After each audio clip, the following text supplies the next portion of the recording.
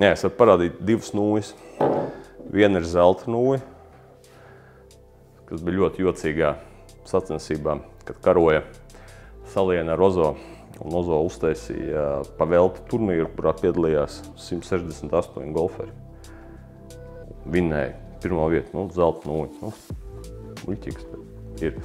Un otrs ir mans 65. vults, Taylor Made. No 1999. gada, cita gada tūkstoši īstenībā, kur tā kā atdot tur pa paudzēm priekšu.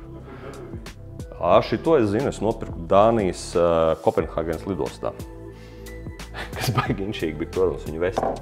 Es viņu vedu uz Pēterburgu, no Pēterburgas viņu vedu atpakaļ ar Helsinkiem.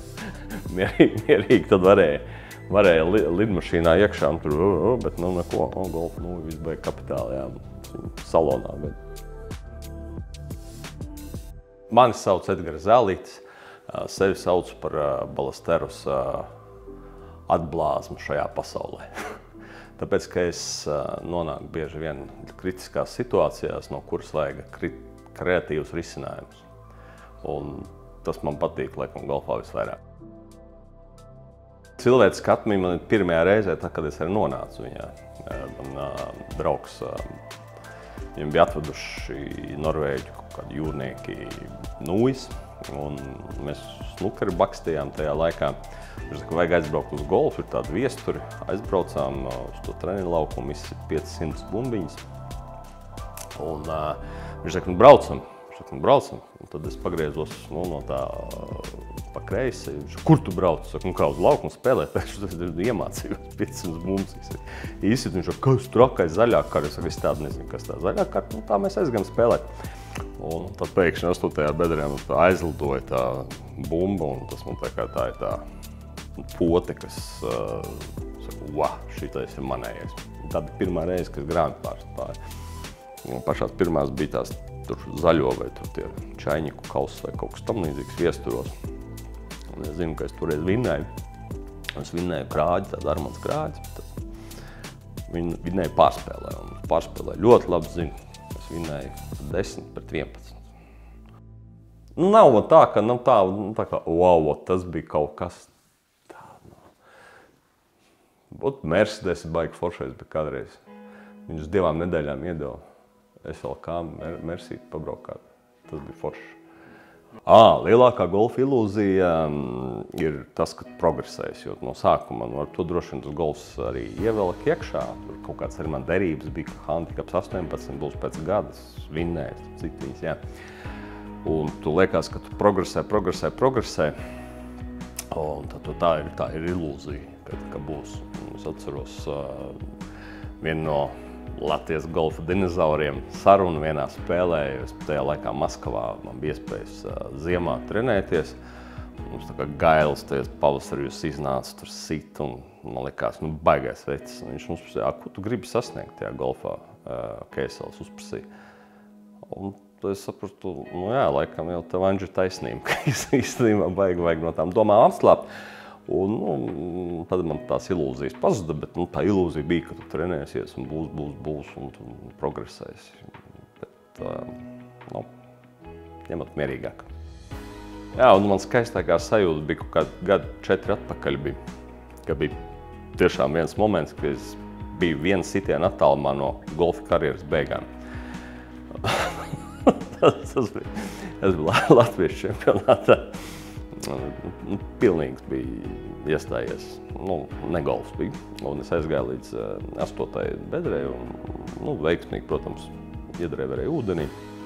Es gāju, nodrupēju vienu bumbiņu, atkal ūdenī, nodrupēju vēl vienu bumbiņu, viņa atkal bija ūdenī, tad es izņēmu ārā visus atslēgas, telefonus un pateicu sev vēl viens šitāds. Un Soma ir ūdenī, un es esmu pa taisno, un beidzās. Karjera mana beidzās. Un tā bumba aizlidoja tā kā tāds taurens, tāds skaists, atceros 6. dēlzis, tāds pretējā, tāds vienkārši skaistuls.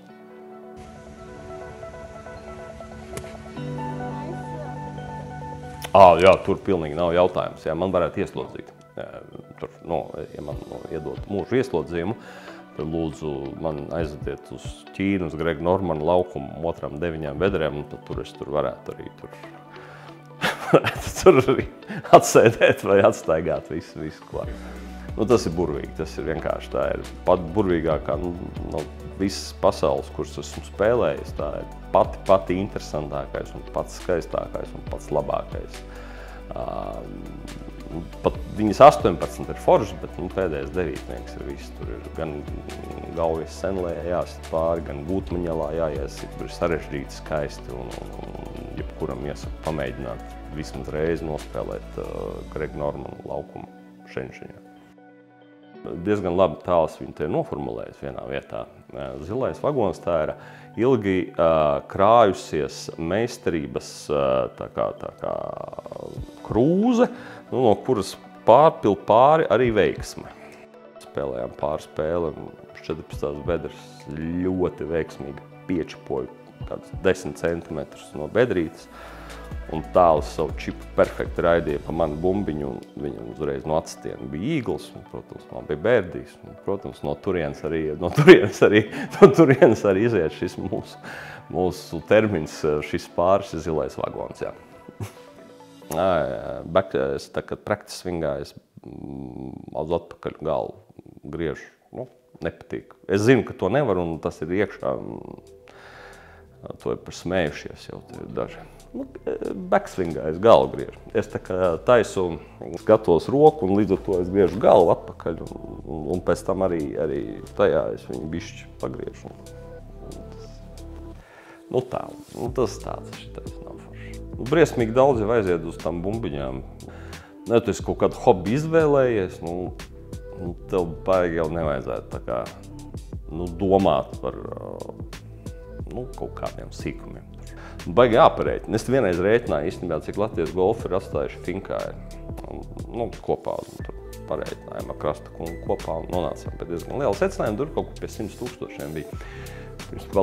Latvijā kopā Latvijas golferi Finkā kā tādā, kaut kādā pārskatāmā periodā, kur mēs spēlējām, kopā ir kaut kāda 100 000 apmēram atstājuši. Mums ar Rory McIlroy vienā laikā abiem diviem bija ļoti ķibeli ar putu. Viņš zaudēja Masters, un es droši vien zaudēju arī kaut ko, droši vien, kas svarīgu. Ja? Un man nepatīk, man ļoti nepatīk, ka es puturēju. Un no viena viņam bija to pre-shot puturēšanas rutīnu izmainīt.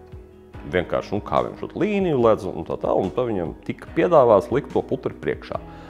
Un es to visu izlasīju, tos pārējos 9 es neatceros, kas tur bija, bet to vienu, un man kaut kā sakrita. Un tad es tā sāku darīt, un tad es tā saprotu, bet kādreiz darīju vairāk tādā veidā. Un tad es palicu kaut kāds mohikāns viens, kurš tā dara, un tur tā viss tur skatās. Bet tajā brīdī kaut ko saki sev? Nē, vispār nē. Es pat nezinu, man tas ir automāts. Es pat godīgi runājot, ja es kādreiz tādā veidā to līniju tur skatījos, mērķēju, tad tagad es pat nemāku, es vienkārši tā daru. Jau automāts tas ir kaut kāds. Es nevarētu izdarīt savādāk. Varbūt varētu, bet būtu vajag atkal kaut kas jālūr.